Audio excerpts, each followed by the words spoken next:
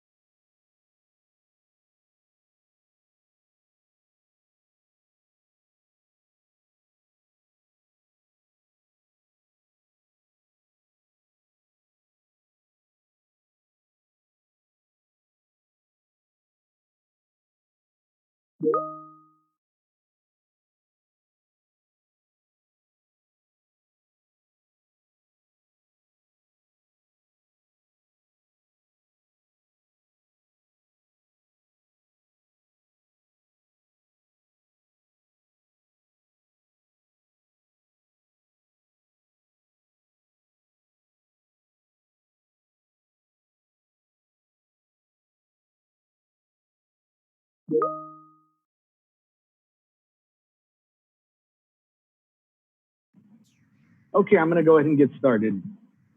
So welcome to our webinar, GRHCC COVID-19 Resources. My name is Sal Ayala. I'm a GRHCC board member, proud board member at that.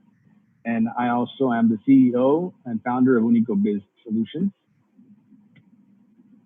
So today's agenda, we're going to be talking on non-essential versus essential employees. We're going to have a Q&A session. Anybody that may have questions, it'd be a great time to do that at that time. And we'll also have, I'll be speaking on some online resources that we're bringing to our website. Real quick housekeeping tips before we go on.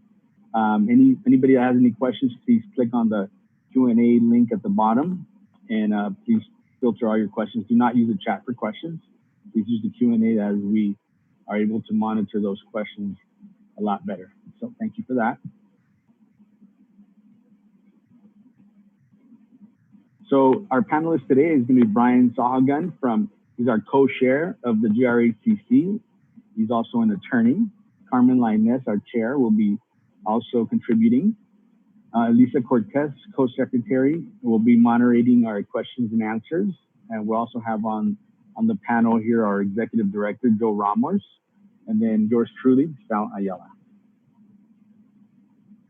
So with that, without further ado, Brian, I introduce you guys to Brian Sahagan, and I'll let him make an introduction of what he does and who he is. So Brian, can you come online, please? Good morning. Can you hear me? Yes, perfectly. Great. Good morning. My name is Brian Sagoon. I'm an attorney here in Riverside. We represent businesses, we represent people all across Southern California. We do immigration law, we do corporate law, we do employment law. So a lot of what we're going to talk about today is very relevant to both business and employment law. So without further ado, let me get started on this. One of the reasons we should care about coronavirus and whether you're an essential business. So California Governor Newsom issued an executive order on March 19th where he ordered Californians to stay home and all businesses shut down unless they're essential businesses. The County of Riverside thereafter issued a stay-home order on April 4th, 2020, and the government has determined that the operation of non-essential businesses pose an unnecessary risk of transmission of the coronavirus. The County of Riverside has created portals now, so this is one of the most important reasons to be concerned about this if you're operating a non-essential business. The County of Riverside has created portals and apps on your phone to report non-essential businesses that are either operating or are not operating within the standards that we'll discuss in a few minutes. So it's essential, mind the pun there, to ensure that if you are a non-essential business, you are not operating in a manner that is not compliant with the law. The operation of a non-essential business can result in criminal prosecution for a misdemeanor, which can result in a penalty of up to $1,000 or up to 6 months of imprisonment. You can also be sued for unfair competition in the event that you are operating a non-essential business. Governor Newsom has also announced plans to reopen. Those were announced on April 28th, and that will involve a 4-phase process. We will be discussing those 4 phases as we go along here today. One more thing that was just added recently, Riverside City Council for the city of Riverside has decided to have an emergency meeting today. And that meeting will be at 11 o'clock, so shortly after this meeting, where they are going to discuss how they're planning on going about reopening Riverside. So stay tuned. I'll be posting on our Sagoon Law Facebook page, and I'm sure that will be shared with the GRHCC. We'll be posting it on their website as well as on their Facebook page as to any changes that may have on today's presentation. Moving right along.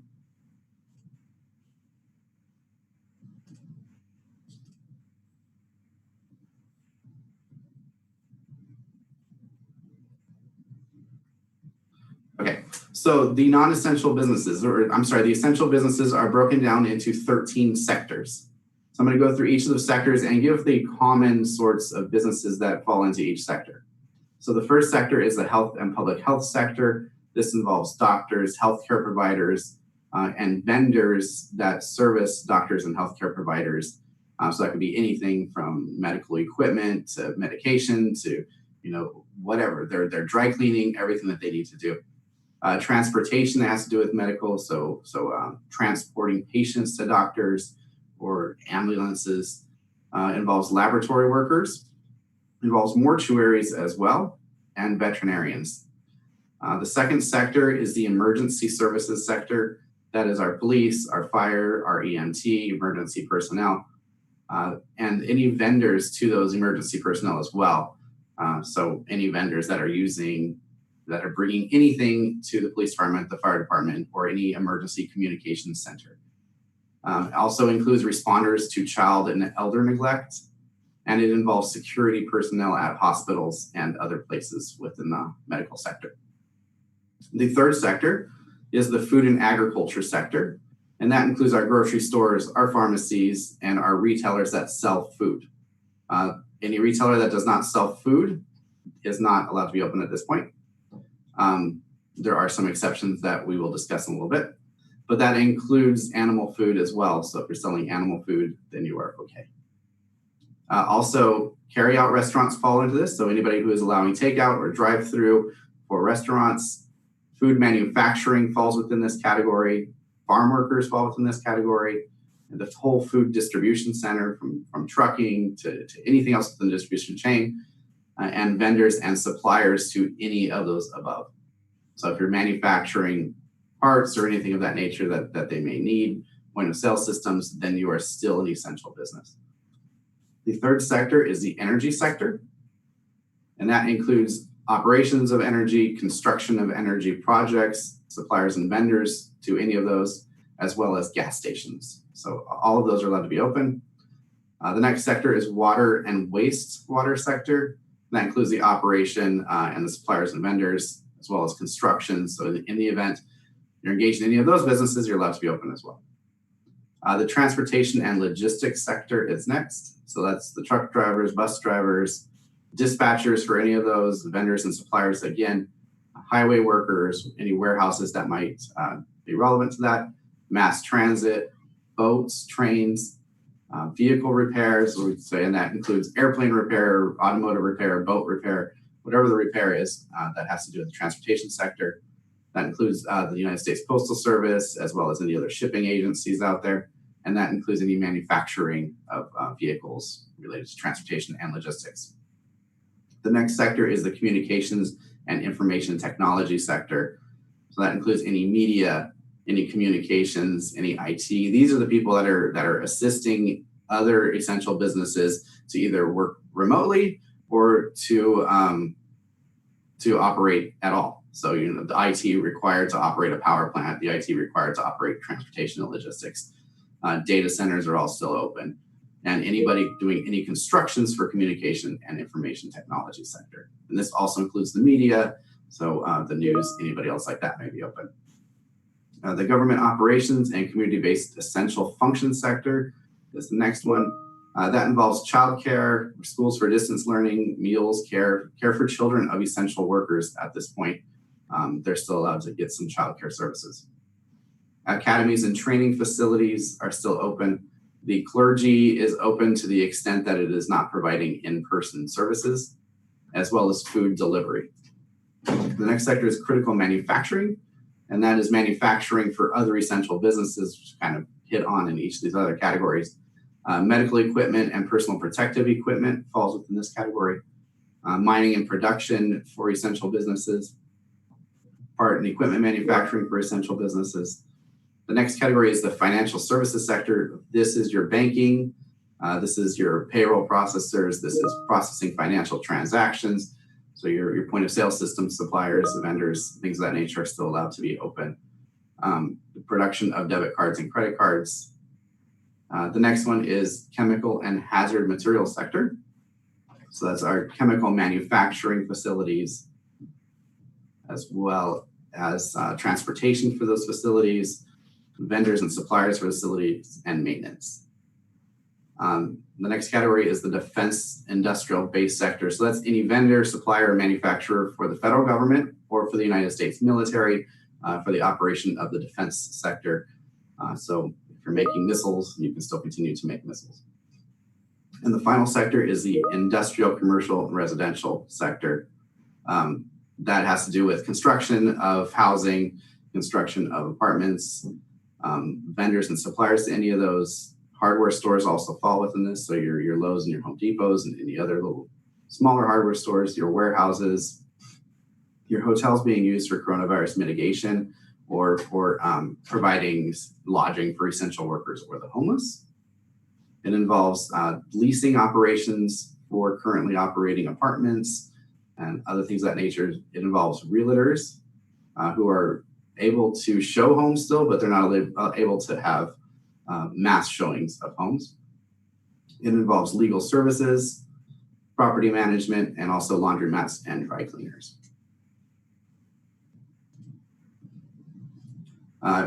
So that's all what's included within Governor Newsom's phase 1. So we're currently in a state of phase 1. From what I've heard today, we're going to be moving into phase 2 on the May 15th day that was previously set. So it looks like we're going to be kicking into phase 2 here in about 10 days. I can get the next slide, please. So phase 2 are going to be essential businesses are going to be all of the businesses that are currently operating. And it's important to know that none of these phases are delineated by any sort of defined timeline.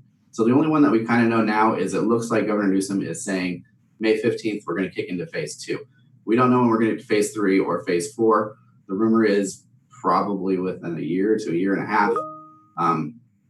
But at this point, there is no defined timeline. There's certain things that have to happen first. So to go from phase 1 to phase 2, the government has to enact policies to allow people to stay home when they're sick, and they have to give guidance on how to reduce the coronavirus risk. Businesses are going to have to provide wage replacement to employees to stay home when they're sick. They're going to have to implement adaptations to reduce risk of coronavirus, and they're going to have to allow their employees to continue to work from home when possible. So I expect to see a lot of legislation coming down that's going to affect businesses concerning these issues. Individuals are going to have to continue to use social distancing and face masks. They're going to have to avoid non-essential travel, and they're going to have to support high-risk individuals. So these are really not set standards, and who knows when we're actually going to hit them. But this is what we're looking for, to go from phase 1 to phase 2, which appears to be happening here in the near future. The key goals that the state are trying to accomplish in order to get to phase 2 is hospitalization and ICU trends are stabling.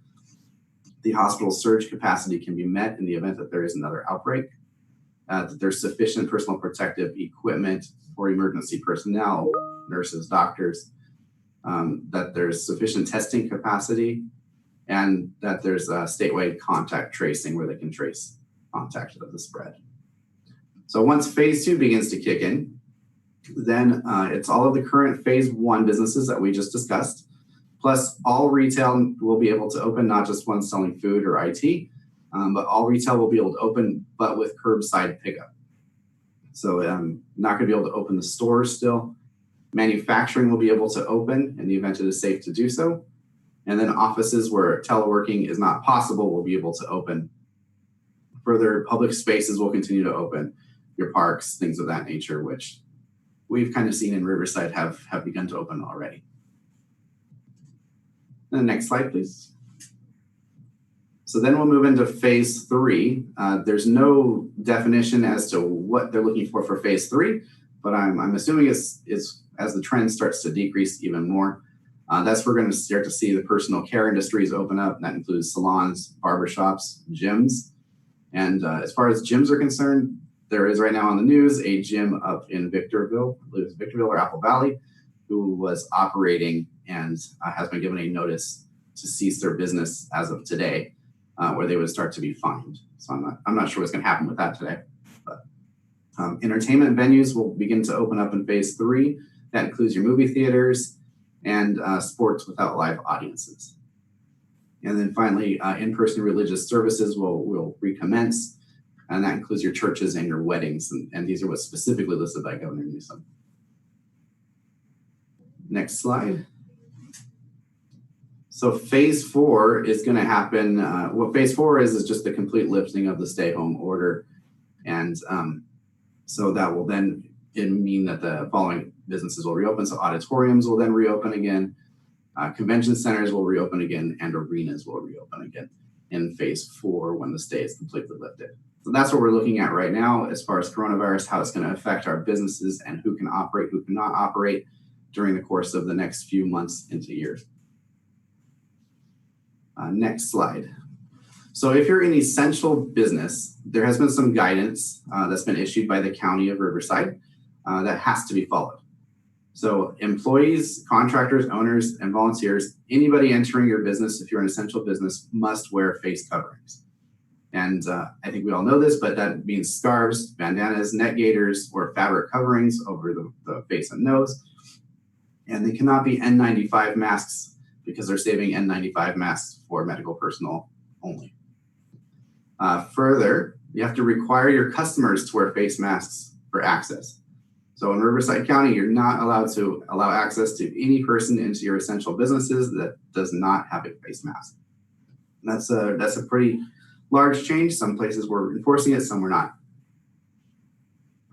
But as of about a week ago, everybody has to enforce it.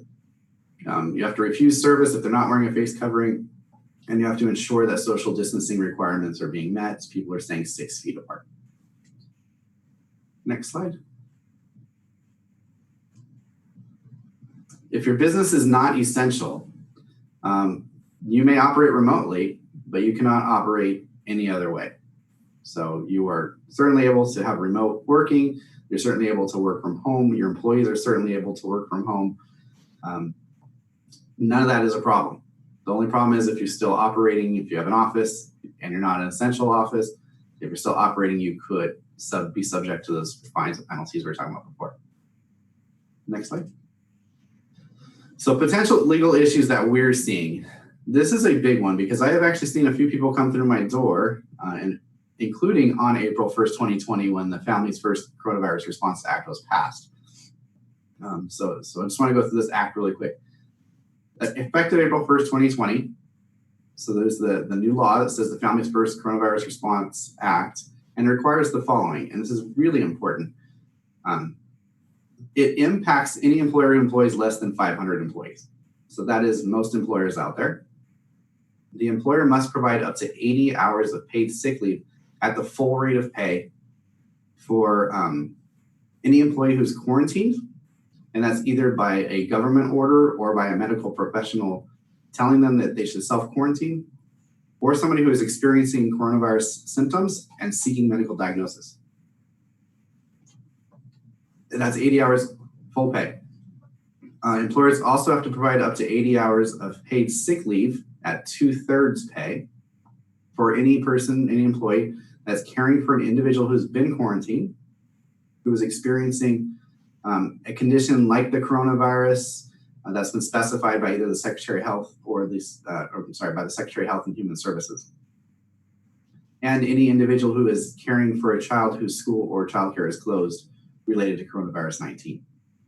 So again, it's provide 80 hours to those people. That's only at 2/3 pay. Employers also have to provide an additional 10 weeks at 2/3 pay if their employee has to care for a child whose school or childcare is closed related to coronavirus. So they're going to get, up to 12 weeks of paid sick leave if they have a child who is out of school. So remember that is very important. The max pay is $200 per day, which is $12,000 in the aggregate. Finally, employers cannot discharge, discipline, or discriminate against any employee sick leave. That's very important, and this is what we're seeing issues of. We've seen doctors put people out on coronavirus leave and then the employer terminates their employment thereafter, and that would be illegal. It would subject the employer to a wrongful termination case, and it is actually a misdemeanor as well. That has a $10,000 penalty. And employers must provide notice of this law to their employees. And that notice is available through the Department of Labor's website. Excuse me. Next, no, we got it. So further, reimbursement. I've seen a lot of this issue coming in. California law requires employees to be reimbursed for their personal expenses. So we should consider the following. If you have your employee working from home, internet service fees, use of their cell phone, use of their computer, their utilities, and their mileage. So in the event they're still driving anywhere. Also note, case law in California says an employer makes a determination as to what a reasonable pay is for reimbursement after doing some research, is deemed to meet the requirements unless the employee can show that actual expenses are greater. At which point, then you have to pay them the greater expenses. Also, check your workers' comp insurance policies to make sure coronavirus is covered in the event that there's an accusation later that coronavirus was contracted in your employment, so at your business, and make sure it covers employees that are working from home if your employees are working from home. Ensure your employees are working from home, have a method of tracking their time so that they don't later on claim overtime or anything of that nature. Have them fill out a timesheet, or have them clock in and clock out through your system, or whatever it is you need to do. Track their time, including their lunches. And then I think that moves us to our Q&A if anybody has any questions. I'll see any posted.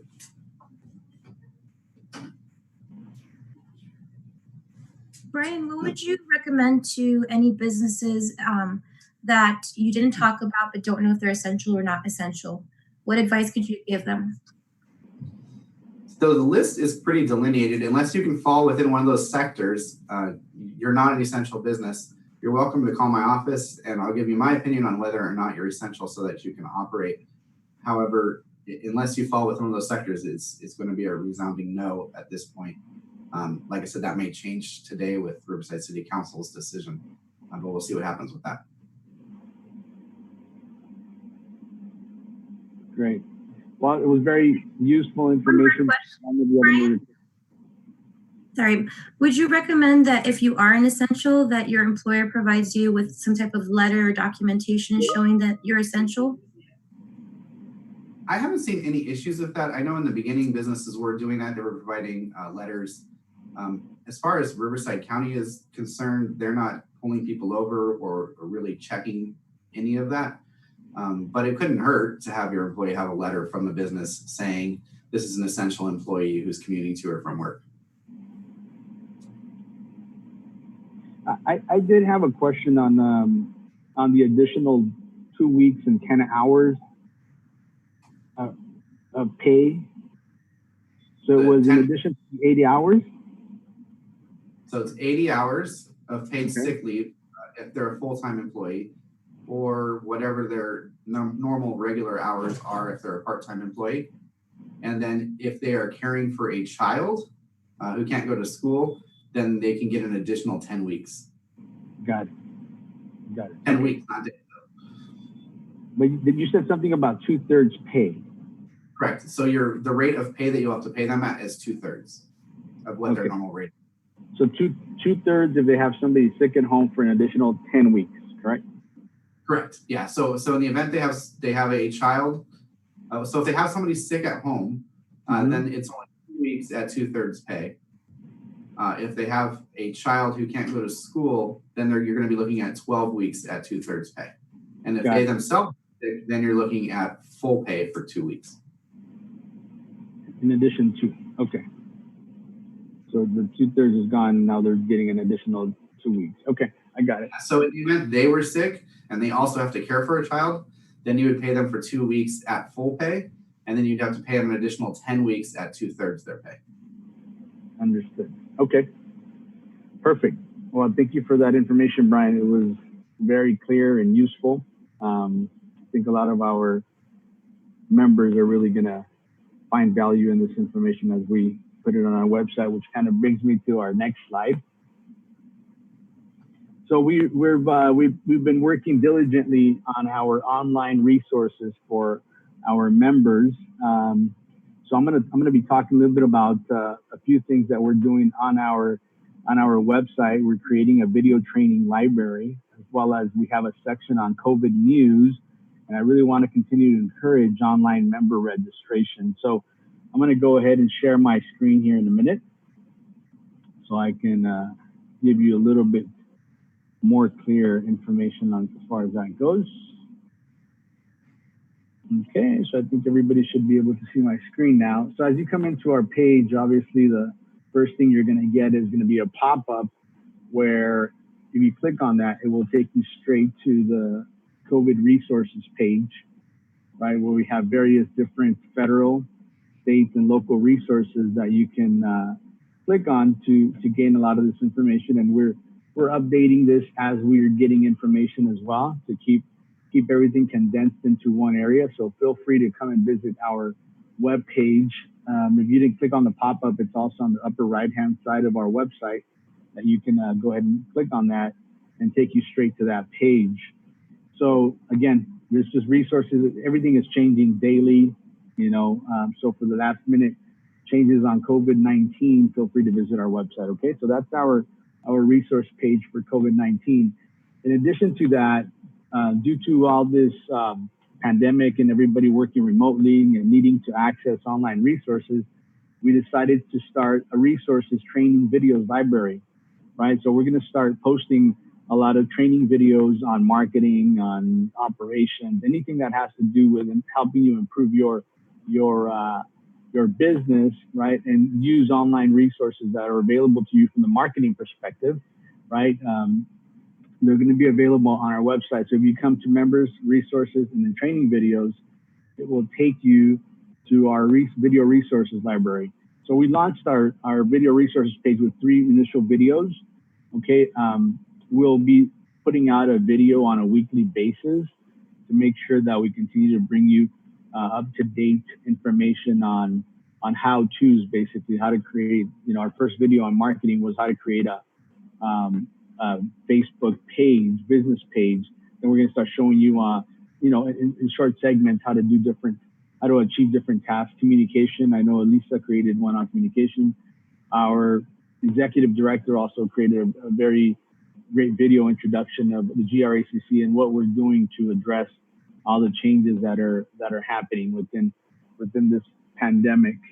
So that is happening there as well.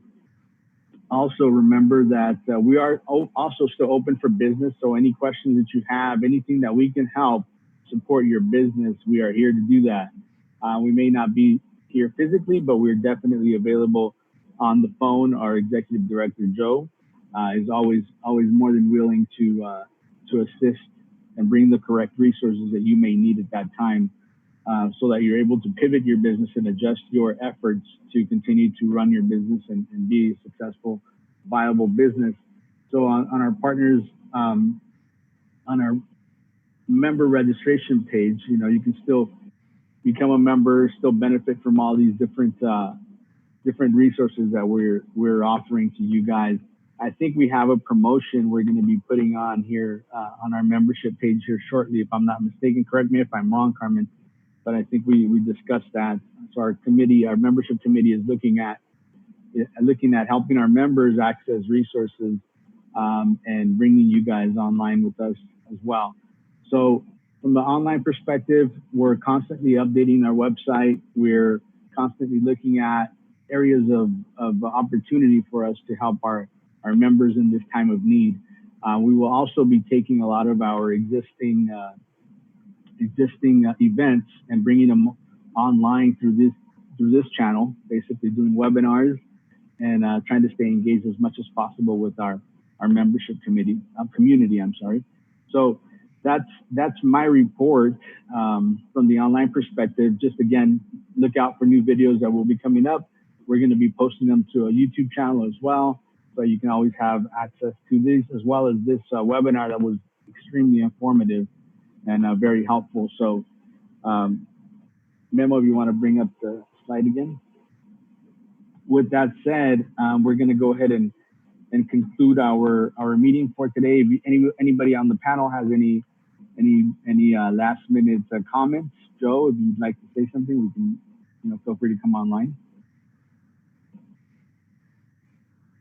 With that said, Joe? Hear me okay? Yep, we can hear you. All right, guys, I just want to thank you for taking the time to watch our first webinar here. Like everybody else in business right now, we're going to try to continue to grow and expand and find new ways to benefit our membership. So like Sal said, please stay tuned. There's a lot of big things coming. And you're going to be meeting more members, more interaction, more programs to make sure that we continue to help your business to succeed. So thank you for your time. I appreciate it. Thank you. Okay, with that said, we're going to go ahead and conclude our meeting. Remember, this webinar will be available on our website as long as on our video resources page, and we'll continue to expand that. So thank you again for attending, and you guys have a great rest of your week. Thank you so much.